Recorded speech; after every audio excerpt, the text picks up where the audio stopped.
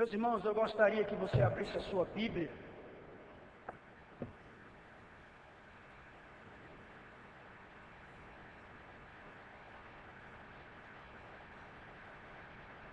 no Evangelho segundo João.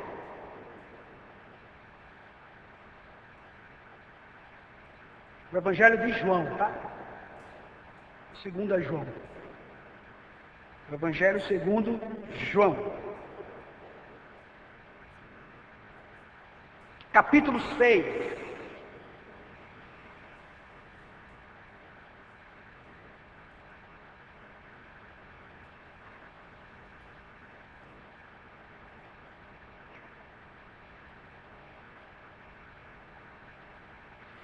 Meus queridos, a vida cristã,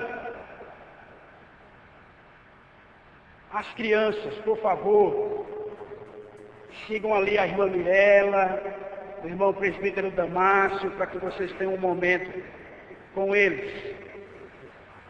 Sempre eu esqueço, mas tudo bem. As irmãs estão ali para isso, para lembrar. Meus irmãos, a vida cristã, como eu estava dizendo, ela não está isenta de tempestades. Todos nós, em algum momento da nossa vida, enfrentamos ventos contrários, noites escuras, mares revoltos, mares agitados, que desafiam a nossa fé. E às vezes, mesmo a gente obedecendo à direção do Senhor, nós somos surpreendidos por situações que nos assustam, que nos paralisam, que nos fazem questionar: onde está Deus no meio de tudo isso?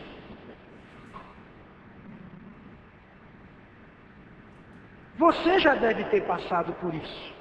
Quem nunca passou por isso? Vamos então, irmãos, refletir nesse texto de João, capítulo 6, dos versos 16 ao verso 21. Mas, a princípio, vamos ler o verso de número 20, que diz assim: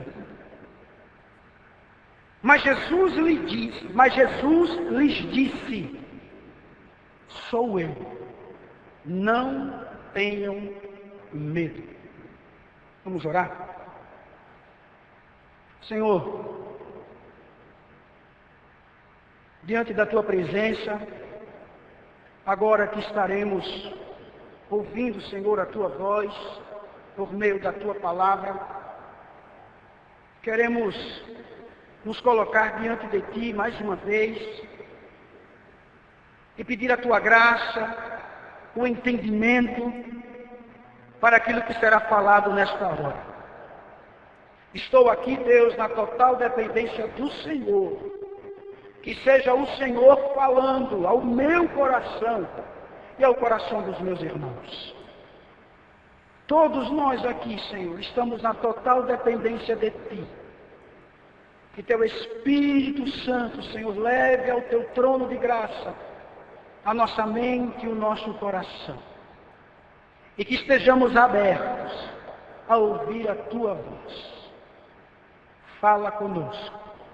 Assim oramos em nome do Teu Filho Jesus Cristo. Amém.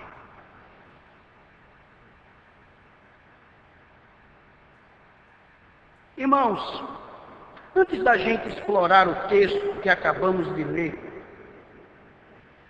é muito importante que venhamos nos situar no contexto para que possamos ter uma compreensão melhor desta cena, deste episódio. Interessante é que este relato, ele aparece também em dois outros evangelhos, em Mateus capítulo 14 e em Marcos capítulo 6. Vale lembrar que aqui em João, ele está relatando o quinto dos 8 milagres que Jesus ele vai realizar. Ele já tinha realizado 4, com este quinto, os 5, e ainda ele irá realizar mais 3. Então João, ele traz isso. Por que João, ele traz isso?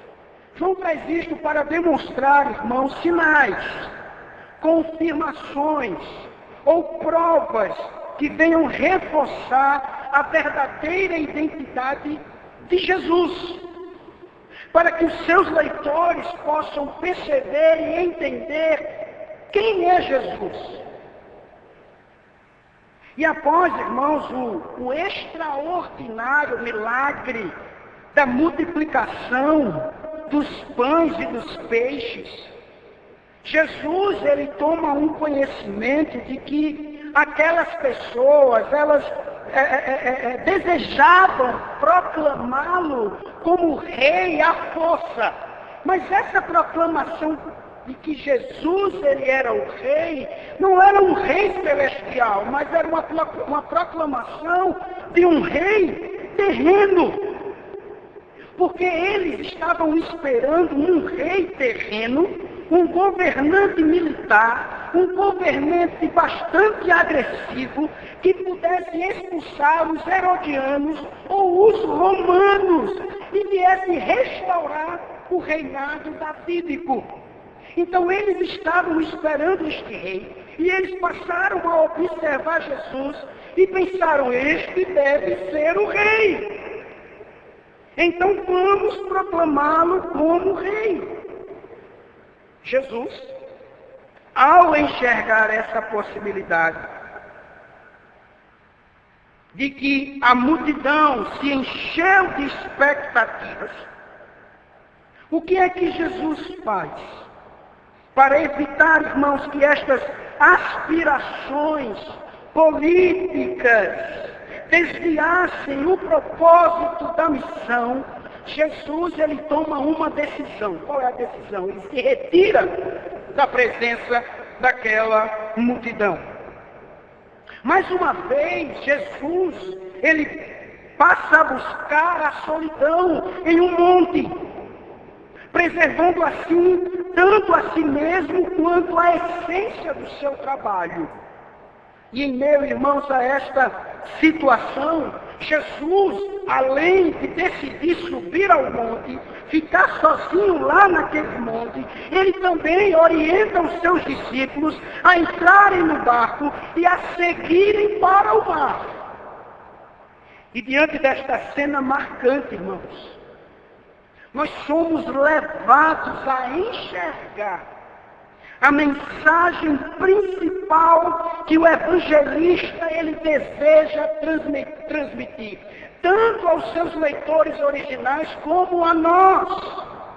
E que mensagem é essa que João ele quer transmitir? É que na tempestade, meu amado irmão, Jesus, ele se revela como um Deus presente e poderoso. Não esqueçam disso, que na tempestade, Jesus se revela como Deus presente e poderoso. Mas como nós então podemos reconhecer a presença de Jesus nas tempestades da vida? Vejamos, irmãos, toda essa cena que irá trazer grandes verdades para nós. Porque o primeiro cenário que o texto vai nos apresentar, a partir do verso 16, é o da escuridão e da ausência aparente de Jesus. Vejam comigo versos 16 e 17. Ao final do dia, os discípulos de Jesus desceram para o mar. E entrando no barco, passaram para o outro lado, rumo a Cafarnaum. Já estava escuro. E Jesus ainda não tinha ido até onde eles estavam. É fundamental, irmãos, que venhamos destacar que os discípulos, eles estavam naquela situação, não por desobediência ou erro, mas por obediência. Eles estavam no mar à noite, porque o próprio Jesus os enviou. Você vai ver isso em Mateus 14, verso 22. Você vai perceber que não foi um pedido de Jesus. Jesus não pediu, mas sim ele ordenou. Foi uma ordem. E após embarcarem em um barco, é retratado, irmãos, que nessa travessia, mais uma vez do mar da Galileia, eles estavam indo em direção a Cafarnaum. Para os discípulos, talvez, irmãos, a sensação era de que Jesus aparecia e desaparecia de forma inesperada. Como acontece com algumas histórias, de filmes que conhecemos, que personagens aparecem e de repente desaparecem e aparecem novamente. Mas ao contrário, irmãos, dos personagens da história, Jesus, ele nunca age por acaso ou de forma descuidada, jamais.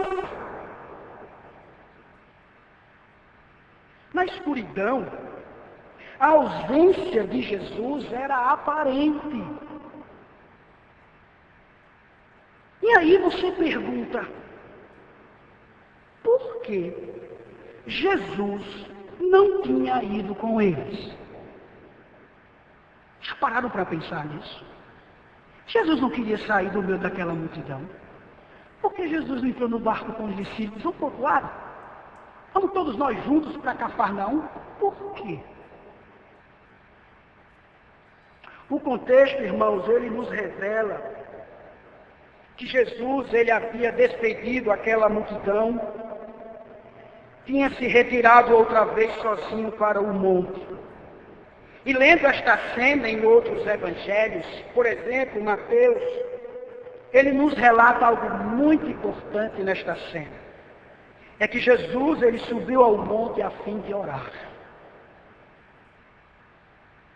Jesus não foi com eles, porque Jesus queria estar sozinho para orar. Literalmente eles estavam sozinhos. Cristo não estava com eles. Após eles terem presenciado, irmãos, tão grande milagre da multiplicação dos pães e dos peixes, eles agora estavam sozinhos e experimentando a escuridão da noite.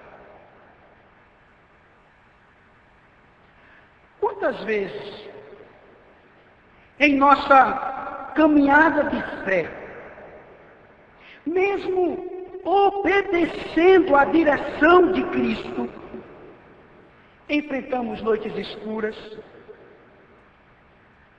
momentos de solidão, e temos a sensação que parece que Ele não está presente. Quantas vezes, irmãos? A experiência dos discípulos aqui nos lembra que, mesmo quando não o vemos, Ele sabe exatamente onde estamos. Ele sabe. E essa verdade, em entender que mesmo estando sozinho, em momentos de escuridão, não por desobediência, achando que Jesus não está conosco, Ele sabe onde nós estamos. E essa verdade, irmãos, nos leva a um segundo ponto muito importante. É que você e eu precisamos descansar na soberania das ordens de Cristo. Jesus, ele mandou os discípulos atravessarem o mar. e eles obedeceram a Jesus. Assim também é conosco, com você, comigo. Ele nos conduz por caminhos que nem sempre parecem fáceis ou claros. Muitas vezes, irmãos, o nosso Senhor, Ele nos ordena a ir para situações difíceis, desafios, conversas, missões, mudanças, mesmo que venham envolver riscos ou incertezas.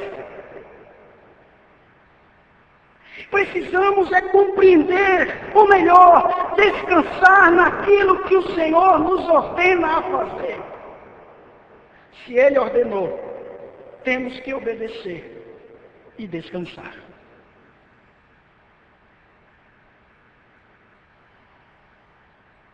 Mas será, irmãos, que obedecer significa que tudo será tranquilo? Será que é assim? Obedecer, irmãos, nem sempre é garantia de que tudo vai ser tranquilo. Obedecer, meu irmão, não nos isenta das provações. Pelo contrário, elas fazem parte da nossa caminhada de fé. É através, irmãos, dessas ordens que a nossa fé ela é provada.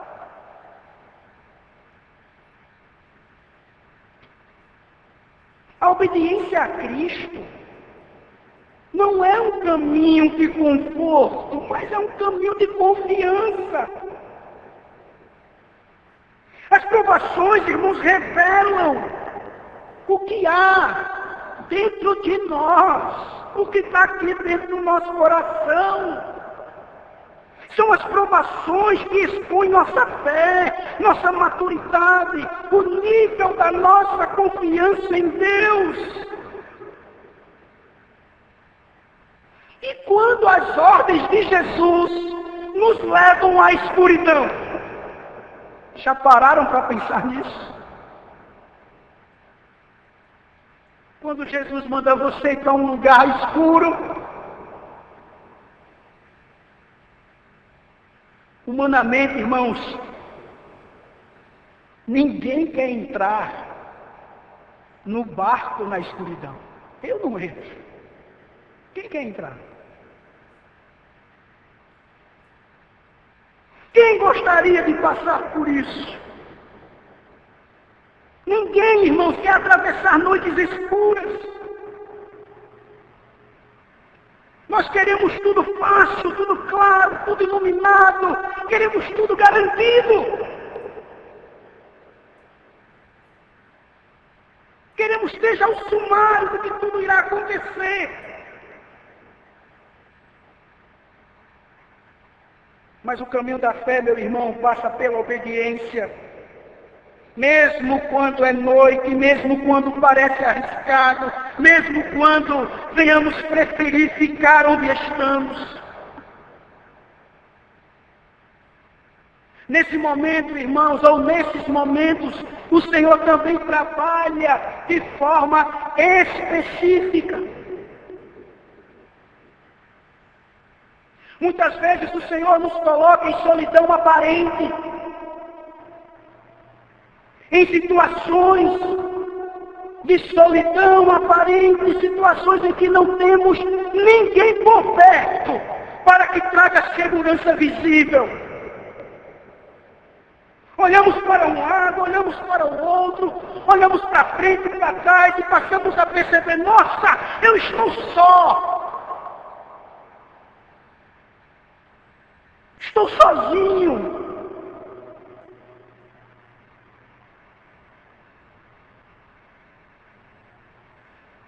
São situações, irmãos, em que a fé precisa se apoiar apenas na palavra do Senhor.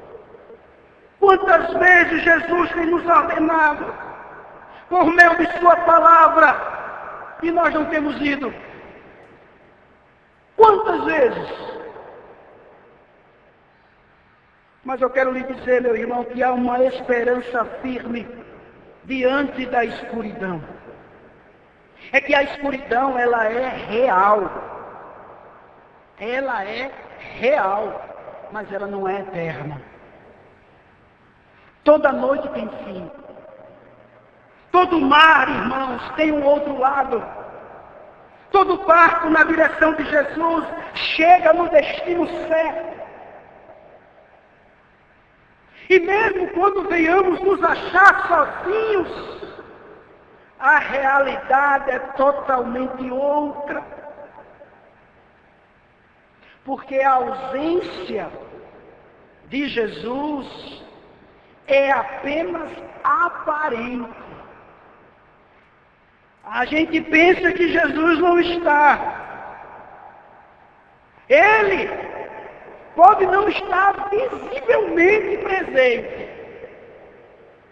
mas ele nunca está distante. Mesmo quando não vemos, ele nos vê. Mesmo quando não o sentimos, ele nos sustenta. E é aqui, meu irmão, que essa verdade nos consola profundamente. Porque a escuridão, irmãos, que a escuridão, ela jamais pode esconder Jesus dos nossos olhos.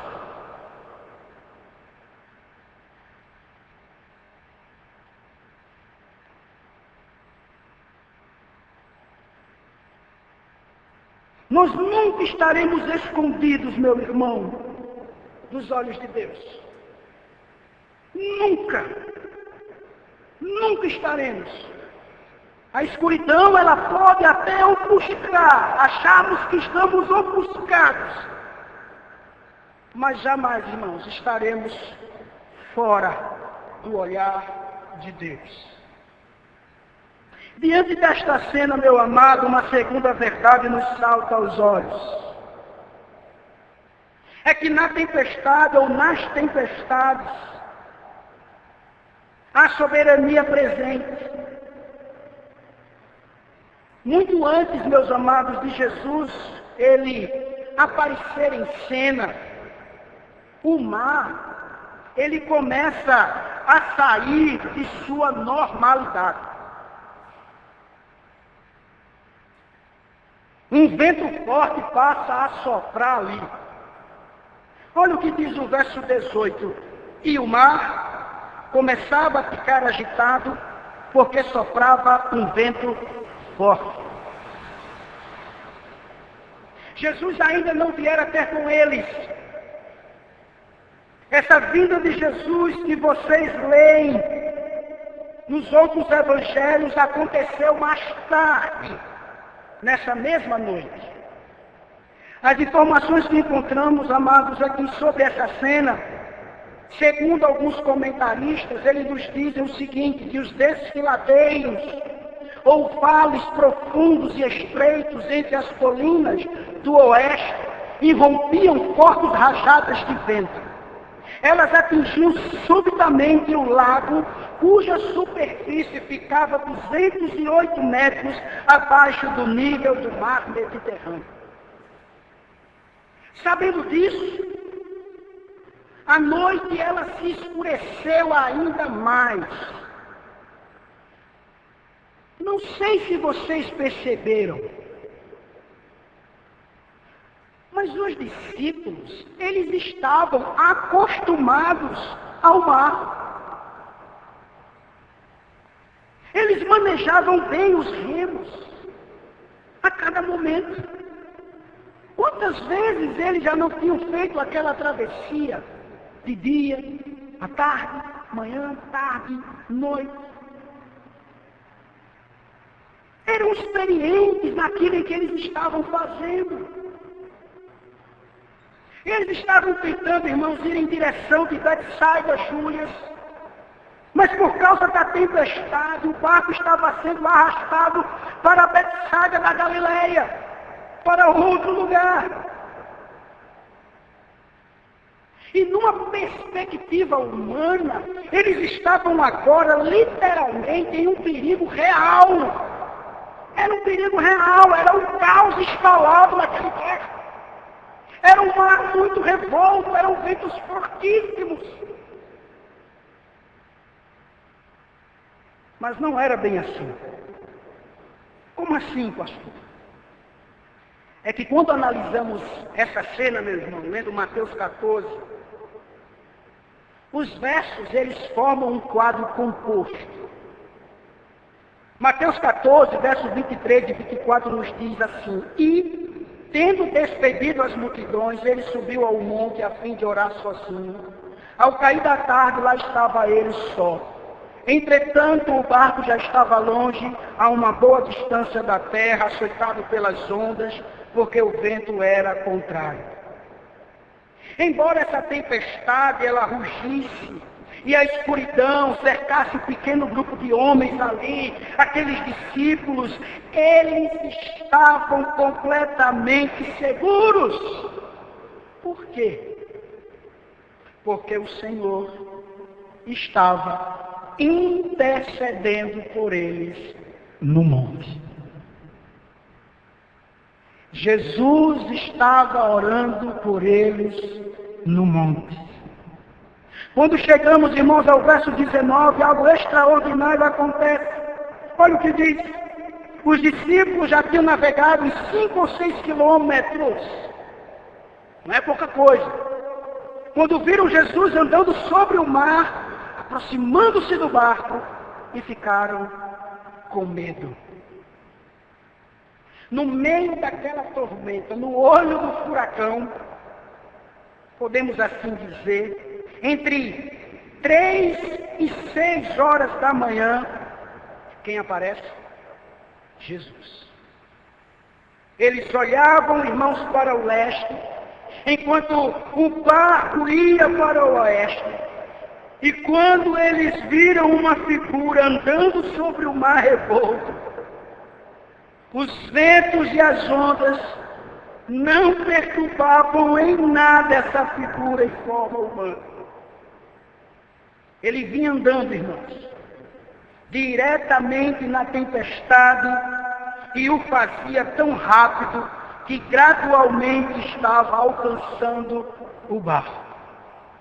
Eles estavam, quantos quilômetros de distância? Mais de 6 quilômetros de distância. E eles veem aquele vulto, aquela figura humana chegando de forma rápida. E totalmente amedrontados, totalmente exaustos pela tempestade, o que é que eles clamam? O que é que eles dizem? O que é que eles gritam? Um fantasma! É um fantasma! Esse fato, irmãos, ele é omitido aqui em João, mas quando lemos Mateus e Marcos, essa informação é trazida. Eles gritaram. Eles ficavam apavorados, além dessa tempestade toda, um fantasma. Mas aqui em João é dito apenas que eles ficaram com medo. Ou seja, literalmente amedrontados. Pois a princípio eles não sabiam que era Jesus. O medo daquelas águas agitadas, no entanto, meu irmão, foi assim superado pelo terror ao verem Jesus caminhando até eles sobre as águas. Talvez você esteja em um barco semelhante, lutando contra ventos que não consegue controlar. O que essa passagem então tem a nos ensinar? O que essa passagem pode nos ensinar nesses momentos? Primeiramente, meu irmão, nós precisamos compreender de forma clara que a aprovação é algo que deve ser esperado por todos nós cristãos. A aprovação deve ser esperada. Nós não estaremos livres das provações, porque é através dela que a nossa fé ela é provada e descobrimos, irmãos, o que realmente há em nosso íntimo. E essas provações, elas são extremamente necessárias para trazer o fruto do Espírito à maturidade. É natural, irmãos, que não venhamos gostar de passar por essas coisas. O nosso desejo é justamente atravessar o mar com o tempo bom, com o vento favorável, tendo Jesus sempre ao nosso lado e o sol sempre brilhando. Mas eu quero dizer uma coisa a você. Nem sempre vai ser assim. Nem sempre. Se fosse, meu irmão, como diz lá em Hebreus 12:10, os filhos de Deus nunca se tornariam participantes da sua santidade. Quando nós voltamos os nossos olhos para a Escritura, especificamente para o Antigo Testamento, nós vemos ali Abraão, nós vemos Jacó, nós vemos Moisés, nós vemos Davi, nós vemos Jó, como homens que passaram por muitas provações. Não será diferente com você nem comigo. Não será diferente. A história ou as histórias destes homens, elas estão registradas justamente para nos mostrar e dizer que em nossas vidas não será diferente. Nós passaremos por provações. Mas, meu irmão, tenhamos a certeza de que ainda que pareça que fomos deixados sozinhos, na verdade, nunca estamos sós. Nunca estamos. Observamos aqui, meu irmão, o poder de Jesus. Nós observamos aqui a sua soberania. Enquanto os discípulos, eles estavam lutando contra aquela tempestade, o Senhor, ele foi ao encontro deles andando sobre ela, como se estivesse andando sobre terra seca. Algo totalmente contrário à razão humana. Era inteiramente possível a Cristo. Ele tem, meu irmão, controle de tudo.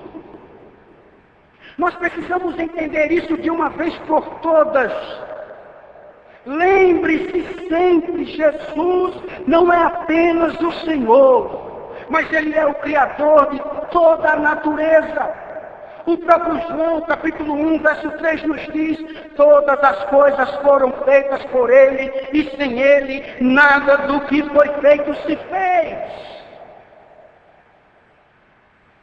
Um comentarista nos diz que para Jesus foi tão simples andar sobre o mar, quanto formá-lo no princípio da criação. Tão simples suspender as leis da natureza, conforme as chamamos, quanto estabelecê-las no princípio. Isso foi simples para Jesus. Há um livro, meu irmão, chamado Deus é Soberano, de A.W. Pink. Ele foi um ministro evangélico, um erudito bíblico de persuasão reformada e puritana. Ele foi um escritor de várias obras literárias, que viveu ali no final do século XIX. E nesse livro, Deus é Soberano, ele disse algo profundo sobre a soberania de Deus e a nossa atitude diante dela. Ele disse assim: a soberania de Deus é algo mais do que um princípio abstrato, que explica a razão de ser do governo divino. Visa suscitar o temor piedoso e nos foi revelada para promover o viver justo, sendo-nos desvendada a fim de trazer submisso o nosso coração rebelde. Tal conhecimento, ele continua, nos leva o coração à tácita submissão diante de Deus, capacitando-nos a despojarmos da própria vontade e a nos regozijarmos na presença e execução da vontade divina. Meus irmãos, a soberania divina é a manifestação daquele que é infinitamente sábio e bom. Ainda que tudo venha sair do controle humano, nada foge do controle de Deus. Nada. Jesus, ele não foi pego de surpresa. Ele sabia exatamente onde aquele barco estava. o que os discípulos estavam enfrentando e o momento certo de intervir.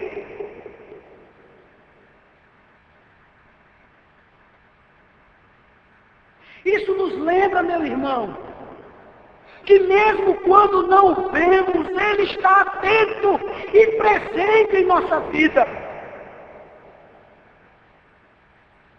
Por isso que quando você estiver enfrentando noites difíceis, saiba de uma coisa: a ausência da visão de Jesus não significa a ausência de sua ação.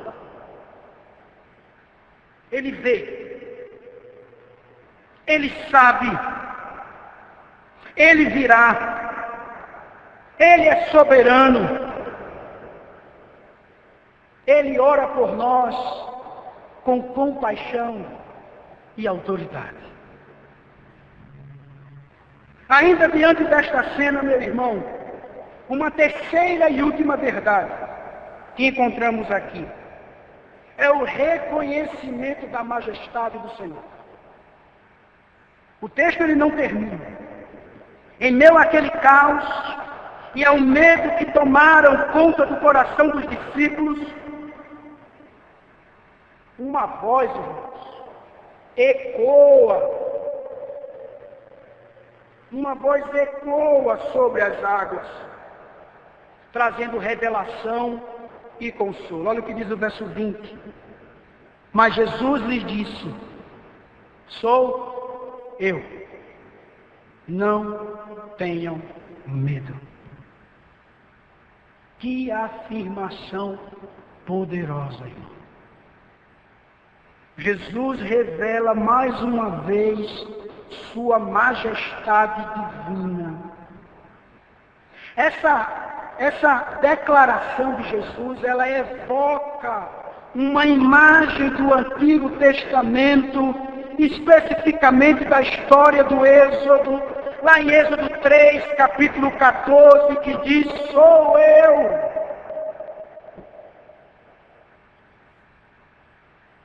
Esse nome, meu irmão, divino, ele é revelado a Moisés no Monte Sinai.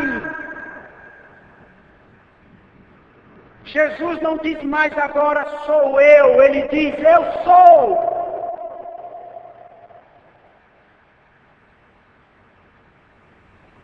Muito provavelmente todo esse significado não estava presente na mente dos discípulos quando eles ouviram Jesus falar. Sua escolha de palavras também pode ter sido, meu irmão, entendida de forma mais simples, como sou eu, diga assim, comum, olha, sou eu Jesus, sou eu que estava com vocês ali, agora pô, não tenham medo. Mas à medida que o Evangelho ele avança, irmãos, o apóstolo João, ele vai mostrar de forma mais explícita o uso dessa expressão por Jesus com o sentido divino. Ele vai nos dizer claramente, lá em João 8, Jesus dizendo: antes que Abraão existisse, eu sou. Como vimos anteriormente, os discípulos, eles estavam apavorados. Jesus chega para eles e diz: olha, não tenham medo. Esta expressão no grego, ela está no presente imperativo. O que isso significa, pastor? Significa, meu irmão, parem de temer. Parem imediatamente de temer. E eles pararam de temer. Porque quando nós vemos o verso 21, diz assim: então eles o receberam com alegria, e logo o barco chegou ao seu destino.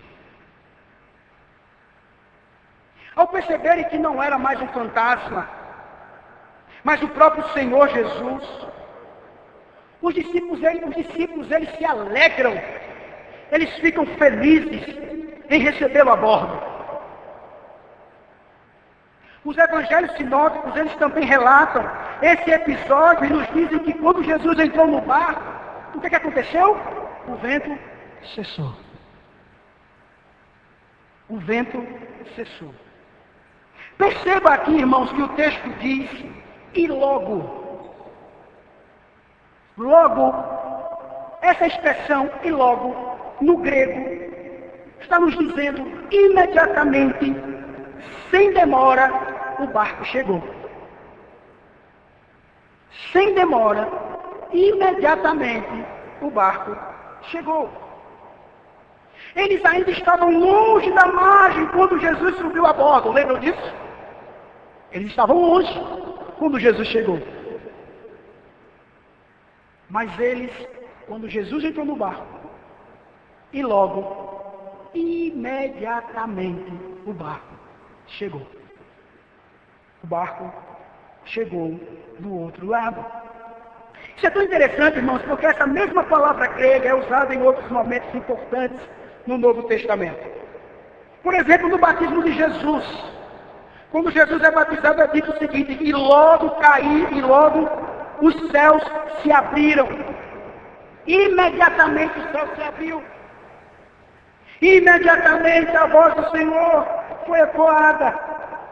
Na chamada de Pedro e André, quando Jesus chama Pedro e André, é dito no texto, e logo deixaram as redes. Imediatamente deixaram as redes. Sem demora deixaram as redes. Quando vamos para Atos dos Apóstolos, a cura de Paulo da cegueira. Quando Paulo é curado da cegueira, o texto diz que logo, imediatamente, sem demora, caíram dos olhos como escamas.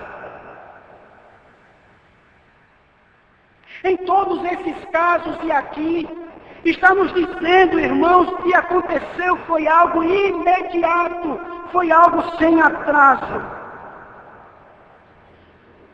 Isso revela, irmãos, o agir de Deus prontamente, no tempo exato, no momento certo.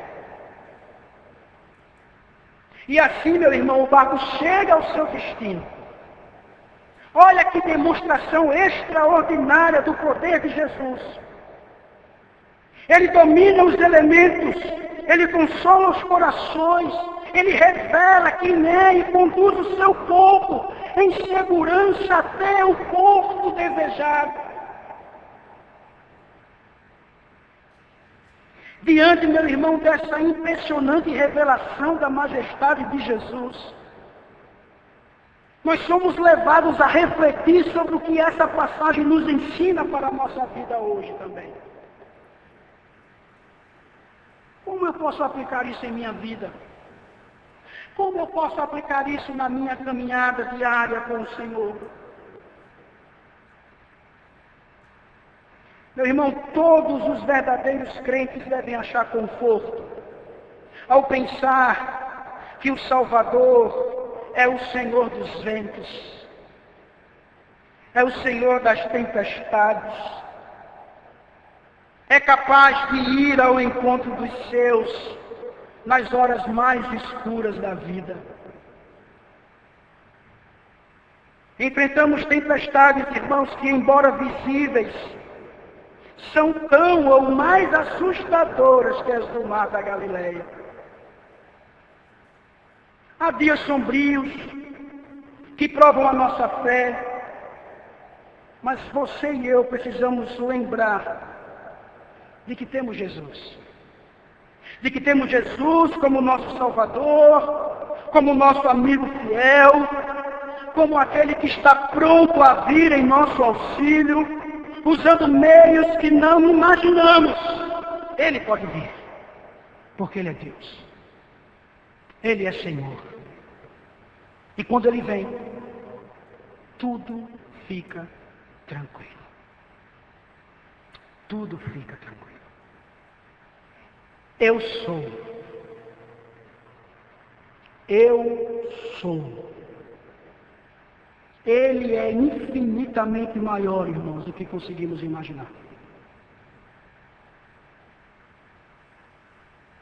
E seu direito sobre as nossas vidas é muito mais profundo do que a nossa inclinação de tentar domesticar Deus.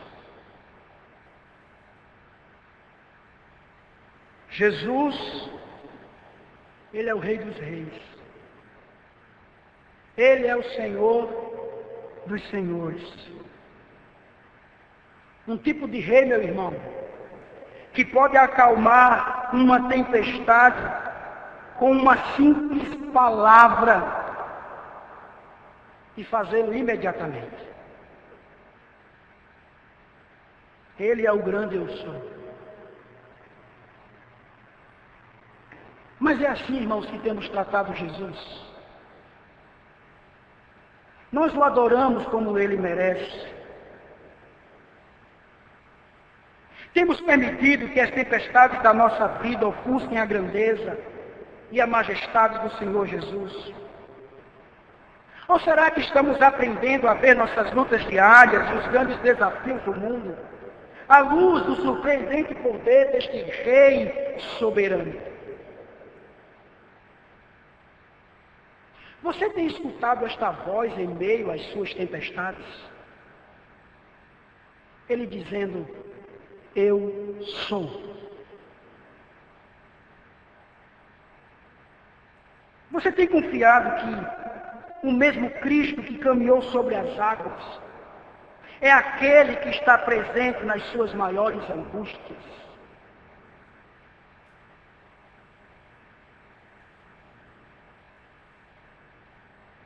Quantas vezes, irmãos, o medo tem nos paralisado? Tão consumidos pelas circunstâncias, deixamos de perceber que é o próprio Senhor quem se aproxima, mesmo no meio da tempestade. O medo, por si só, é uma emoção, é um alerta diante de perigos reais ou imaginários. No entanto, meu amado irmão, se esse medo ele se torna pecaminoso quando ele domina a nossa vida e quando ele substitui a nossa confiança em Deus. O que o medo revela sobre a nossa visão de Deus? O que ele diz sobre a nossa própria identidade? O medo, meu irmão, ele expõe a nossa vulnerabilidade diante da incerteza. Mas também ele revela onde está o nosso coração e quais são as nossas maiores preocupações. Por isso, não permita que o medo distorça a sua visão espiritual. Não permita. Clame ao Senhor. Peça a Ele discernimento. Muitas vezes a resposta de Deus vem de forma inesperada, mas saiba de uma coisa, essa resposta ela vem. Ela vem. Quando o medo bater a porta, meu irmão, saiba de uma coisa, você tem um Salvador, você tem um Senhor presente na sua vida.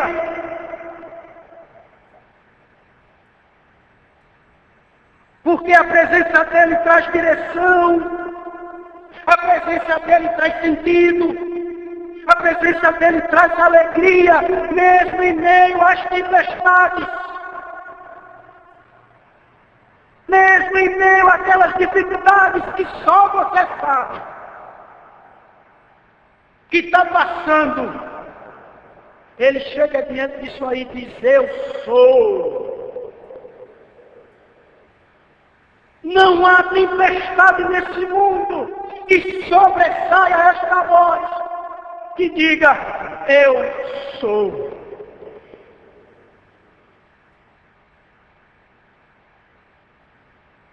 Por isso eu pergunto a você, meu irmão, você tem aberto espaço real para Jesus em sua vida? Ou você está tentando remar, sozinho, confiando nas suas próprias forças, confiando nos seus talentos, confiando na sua capacidade, na sua sabedoria, no seu dinheiro, contra as tempestades. Meu irmão, Deus não se atrasa. Deus, Ele não se atrasa. Deus, Ele age no tempo certo e na hora certa. Ele age do modo certo. Pode até parecer demorado. Ah, pastor, está demorando tanto. São anos e anos, pastor. O Senhor não tem noção desta tempestade que eu estou passando. Mas eu lhe digo, meu irmão, quando Cristo intervém, as coisas se alinham. Ele vai chegar. Confie no tempo de Deus. Mesmo que pareça demorar, continue remando com fé, pois o Salvador, pois o Senhor, Ele está a caminho. Quando reconhecemos Jesus, meu irmão, como eu sou, o Senhor soberano que caminha sobre as águas e entra no nosso barco, não há tempestade que prevaleça. A minha oração é que essa verdade possa fortalecer a sua fé, possa revigorar a minha esperança, possa renovar a nossa adoração ao Rei que nunca falha. Porque diariamente, constantemente, de hora em hora, de minuto a minuto, de segundo a segundo, Ele está dizendo: eu sou. Eu sou. Como vimos no início, irmãos, a vida cristã não está isenta de tempestades. Você, eu, todos nós, iremos passar por tempestades. Mas essa passagem nos lembra que mesmo nas tempestades, Jesus, Ele se revela como Deus presente e poderoso. Ele vê os seus. Ele se aproxima no tempo certo. Ele acalma o coração com a sua presença poderosa. Que Deus nos ajude, irmãos. E que diante destas tempestades que estejamos passando, eu só quero que você lembre-se disso. Se você sair daqui lembrando disso, eu já fico satisfeito. Diante das suas tempestades, lembre-se disso. Da voz de Deus dizendo: eu sou. Eu sou. Nada é impossível para Ele. Feche seus olhos. Curve a sua cabeça. Ore ao Senhor. Coloque a sua vida diante de Deus.